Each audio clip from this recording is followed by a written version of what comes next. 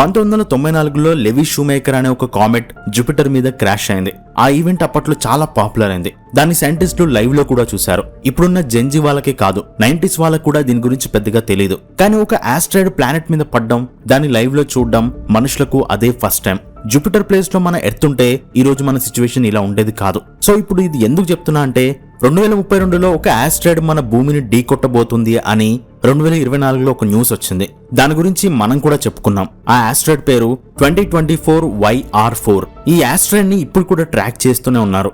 అయితే ఈ ఆస్ట్రాయిడ్ మన భూమిని ఢీ కొట్టడానికి కేవలం 3.1% మాత్రమే ఛాన్స్ ఉందని కనుక్కున్నారు. కాబట్టి పెద్దగా భయపడాల్సిన పని లేదు. కాకపోతే మనం భూమికి దగ్గరగా వెళ్తుంది కాబట్టి అందరూ దాన్ని దగ్గర నుండి చూడొచ్చు అని అనుకున్నారు. కానీ రీసెంట్ గా జరిగిన స్టడీస్ ప్రకారం ఈ ఆస్ట్రాయిడ్ మన భూమిని కాకుండా ఇప్పుడు చంద్రుడి మీద పడబోతుంది అని యూనివర్సిటీ ఆఫ్ కాలిఫోర్నియా వాళ్ళు కనుక్కున్నారు. దీనికోసం మన సోలార్ సిస్టమ్ ని కంప్యూటర్ మోడల్ తో తయారు చేసి అందులో ఈ ఆస్ట్రాయిడ్ ఎలా బిహేవ్ చేస్తుంది, దాని ట్రాజెక్టరీ ఎలా వెళ్తుంది అని అసెస్ చేసినప్పుడు భూమి కన్నా ఎక్కువగా చంద్రుడి మీదనే ఈ ఆస్ట్రాయిడ్ పడ్డానికి 4.3% ఛాన్స్ ఉన్నట్టు తెలిసింది. అండ్ వీళ్ళేదో ఊరికనే ఈ మాట చెప్పట్లేదు. దీనికోసం వాళ్ళు 10,000 సార్లు కంప్యూటర్ సిమ్యులేషన్ ని రన్ చేశారు. అంటే 10,000 సార్లు ఆ ఆస్ట్రాయిడ్ ఎలా వెళ్తుందో చూశారు. అన్ని సార్లు చూసినా సరే 4 to 5% భూమిని మిస్ అయ్యి చంద్రుడిని ఢీ కొడుతున్నట్టే వాళ్ళకి కనిపించింది. ఒకవేళ అది చంద్రుడి మీద పడితే దాదాపు 3,000 కిలోమీటర్ల వరకు దాని ఇంపాక్ట్ చంద్రుడి మీద ఉండబోతుంది అని తెలిసింది. ఆ సన్నివేశం అనేది 2032లో చాలా బ్రైట్ గా,